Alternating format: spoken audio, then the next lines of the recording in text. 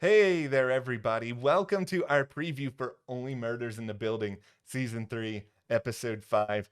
We got another installment coming on Monday night for all of you, like really late night owls out there. The title here is Love. Oh, who doesn't love love? Okay, I I may not love love depending on what happens in some of these storylines. I'll just throw that out there right now. Yeah, I mean, some of these relationships, it's not looking that great for Charles and Joy right now. Yeah. Like, I don't know what is going on. I know that he's just proposed, but like Joy is acting really strange. I mean, from when we saw her last season, a little bit at the beginning of this season, this last episode, they like moved her up to a 12 of just like crazy for no real Yeah. reason. We'll talk about what this episode could give away or reveal when Mhm. it comes to Joy. We've got another couple of theories about Lipstick Gate, everything Mhm. going on there. Also, Hulu revealed some details for us in advance of this episode that we're going to be able to talk through here as well. Yeah, we actually have a synopsis. They had been kind of like leaving that to the last minute. I know. Okay, well, before we move forward here, join our Patreon. We have a link in the description below for that. Every Monday night, we are over there with a live stream chatting about Only Murders in the Building, and we have had such a fun time talking about this show with people. It's really just like a big theory palooza with all of us going back and forth on this stuff. Yeah, thank you to everyone who's joined us over there. It really helps the Yeah. channel and helps us out and we really appreciate it. Okay. Where are we going here Okay, first? let's start with the synopsis and then we'll start breaking everything down. Okay. Here's the synopsis. Date night. New York proves itself both a jewel box and a fish tank of romance as Charles, Mabel, and Oliver take their relationships to the next stage, and dating can reveal many hidden secrets too.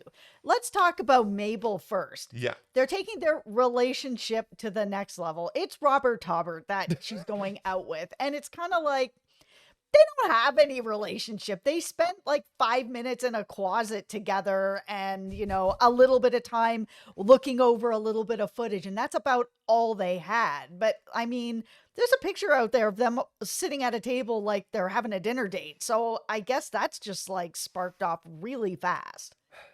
I'm putting the tinfoil hat on already. Oh, wow. It Okay. is early. This I still just refuse to believe that the producers are doing the same thing with, okay, it's time for another Mabel love interest storyline that we have had the past couple of seasons. It's just, I love Jesse Williams. I'm glad he's on the show. I Mm. just don't want to see him and Selena Gomez doing a romantic story arc. It's just something I'm just tired of it after the past couple of seasons. I would rather this be a scenario where the two of them think that they're playing each other on some level and they're both attempting to seduce each other on this date, trying to figure out ways to see what they really know. Like Mabel, she has been played by a lot of people in her life. Like she was played last season. I just think if she is dating somebody who she knows is connected to a case, like she's gonna have her guard up the entire time. Like she's gonna be really suspicious. I would be suspicious if I'm her of somebody who's claimed that, oh, I had this camera that I left in Ben Glenroy's dressing room that was just on, and I saw a part of it of Ben talking to somebody, like they were talking to cookies or whatever it is. Like that can't be it. No, that Robert Taubert lie was ridiculous. It's not believable. And more than anything, I'm also just tired of the Mabel has a love interest. It feels like the show is kind of like we don't know what to do with her, so we'll just keep putting her in a romance. And it's like you guys have such a juicy story with her this season. She does not need this romance. She truly doesn't. She's, gonna lose her place. She's got to leave her aunt's place in 4 weeks. She doesn't have another apartment. She doesn't really have a job where she's able to afford it. We saw her in the last episode looking at apartments where it's like the tiniest apartment is, $4,400. She's in such a spot, especially also with the trying to balance the podcast where Oliver's over here doing the play. Charles is kind of in the middle. She's kind of on her own with that. She's trying to find herself. Who needs a romance at this point? Like she truly has enough going on. Put your hard hats on, everybody, alongside the tinfoil hats if you want, because this is where it's going with Mabel. She's going to talk a lot with Robert Taubert about what's going on with the podcast. She's going to feel increasingly shunned by Charles and Oliver, who are working Mhm. on the play. She's going to take Cinda up on this. I don't think that they brought back Cinda for one episode and that's it. And I'm not saying that she's going to stay with Cinda forever. I think she knows that she can't trust Cinda. She knows that Cinda is aggressive and messed up and all of these things. It's just, Also, Cinda is canceled. yeah, Like, why on earth would she, tie her wagon to Cinda? Like, Cinda needs Mabel. Mabel doesn't need Cinda. She doesn't need her for anything. And I know that she's offered her money, but if Mabel is popular enough to get money from Cinda, she's popular enough to get money from somebody else. I just worry that she's going to get very desperate and very She is. hurt, and she's going to really want to be able to stay in the Arconia or have a decent apartment outside of it. And so I think she's going to jump on this, realize that it's a big mistake, and then see how she can get out of it. And maybe Charles and Oliver will end up helping her there. But okay, Charles. I mean, his date is obviously with his newfound fiance, Joy, and I think that's going to lead to a lot of questions about, has he fallen in love with another killer? No, Joy is not a killer. I just Yeah. don't think they're going to be recycling this storyline and that they're going to, hint at it so heavily so early on. That is not the formula of this show. And yeah, they can like change it up and do that, but I just don't think that that's where they're going with it. It just feels so obvious, but it's just not her. No, I think the most we can probably say about Joy is that clearly she did not like what was going on with Ben and with Charles to the point Yep. where she said what she said to Charles about, if he does something to you, he's going to have to deal with me, which then leads into the idea of, okay, maybe she put that pig message on the mirror. Maybe she gave Ben a talking to. She wagged her finger at him, whatever that could be. Yeah. Okay. So we have our tinfoil hats on. Yeah. We're going to talk about that lipstick message for a second. Yes. So, in our last video, my theory is actually that Joy did leave that message and that she accidentally left her lipstick there. And that it wasn't like, I'm going to kill you. It's, how, a message, how could you sort of thing. Like, I'm not taking any what from you.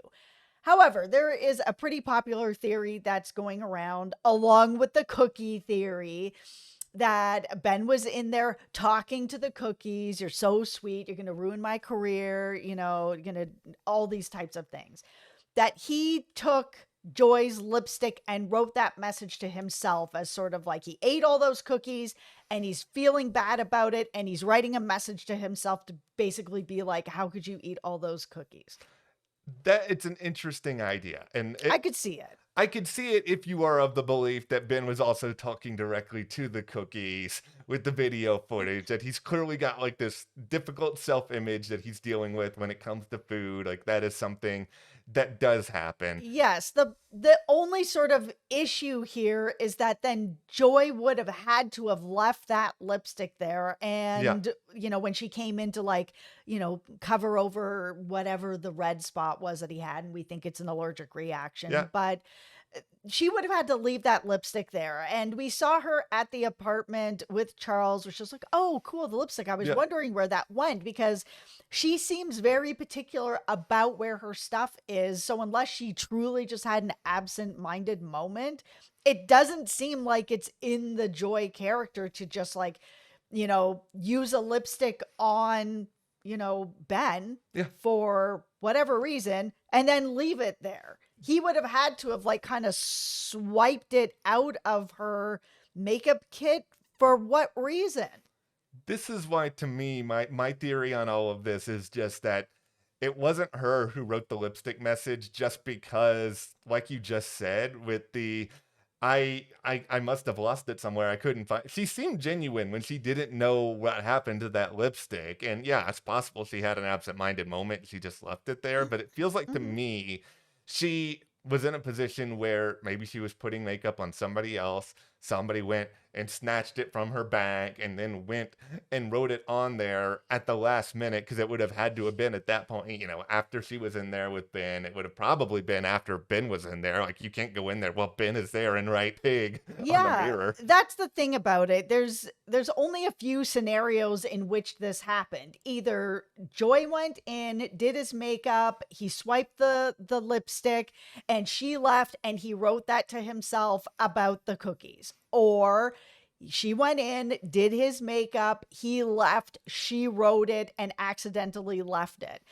Or then there had to have been another situation where there was somebody else in the room that swiped that lipstick, they all left, and then they wrote it. Like, there's not that many scenarios of how somebody got that lipstick and wrote that. Yeah, I don't think whoever wrote the lipstick is the killer. Just because I don't either. at this point, like I've already said, I think Cliff is the killer. But if Cliff is the killer, then I think he put something in the cookies that caused Ben to have an allergic reaction. He doesn't need to then go in and be like, Ben is a pig. Like, Ben has already made enough other enemies that I think it's pretty easy to say that almost anyone else could have done that. It could have been Loretta, who clearly does not have a great relationship, who took the lipstick and went and did this herself. Yeah, it would just be really weird for somebody to get that lipstick off of her to then go into the room after everyone left and write that. It feels like it has to have been Ben, Joy, or somebody else that's in that room with them at that time that grabbed that lipstick, and then everybody left and then they wrote it. All right. So finally here, we know Oliver has basically asked Loretta to dinner. So Yep. they've set up that part of this story. The thing with Loretta right now is that I feel pretty confident she's hiding something.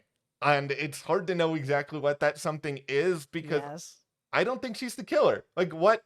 Having Meryl Streep as the killer is just, it's way, way too obvious. We've seen theories in the comments that, okay, maybe she is secretly related to Ben on some sort of level, and that's possible, but it also kind of has the question of, okay, if that's the case, how has Ben never figured out about it? If she knows, how is she able to keep this secret? Like, that's a lot to sort of add on top of everything else, and you really need to work in order to make that believable in this world. Yeah, for me, I don't think that they're related. I think that they do have friction for, from that first sort of table read where Loretta read her lines and she didn't read them very well, and Ben was like, "Uh-oh, you need to just get her off this play." Where on the other side, Loretta's like, "Man, it's finally my big break. Like, yeah, I had a bad table read, and then this guy's just gonna fire me right out the gate. Like, get out of here."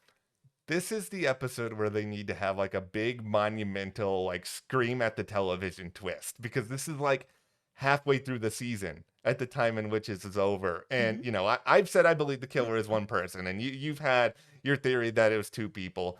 And if you're going to do a two killer reveal, you don't reveal the killers in this episode, but this would be a fun time for you to be like, there was actually two people who were involved here, and you find some sort of proof that it's different. I would be, even though I still believe it's Cliff, I would be on board with this. Yeah, I think that if there's two people, that the first killer or the first sort of way that things came about, if it was Ben ate the cookies and had an allergic reaction, that can come out next episode or the episode after. Like, it doesn't all need to come out at the end. Now, who's going to sing in this episode? Nobody, come on. Like, I'm fine with some of it, but I don't need all of it. The show really is pushing the singing in the Broadway, and I understand that you have all these iconic people. Like, you're gonna go with it, but I would like more of a classic Only Murders episode where we are getting our trio together. They're doing a little more with the podcast. They're figuring things out a little Yeah. bit more. Like, I'm here for the murder. Yeah, it's time to get a little bit more into that, and I hope they do. We will see. We're just a matter of days away at this point. Mhm. But as we said earlier, join our Patreon. We've got a link in the description if you guys want to be involved in some Only Murders theory discussions and our live streams on Mondays. Yep. Thank you guys so much. Thank you to all our patrons. We'll see you here next time.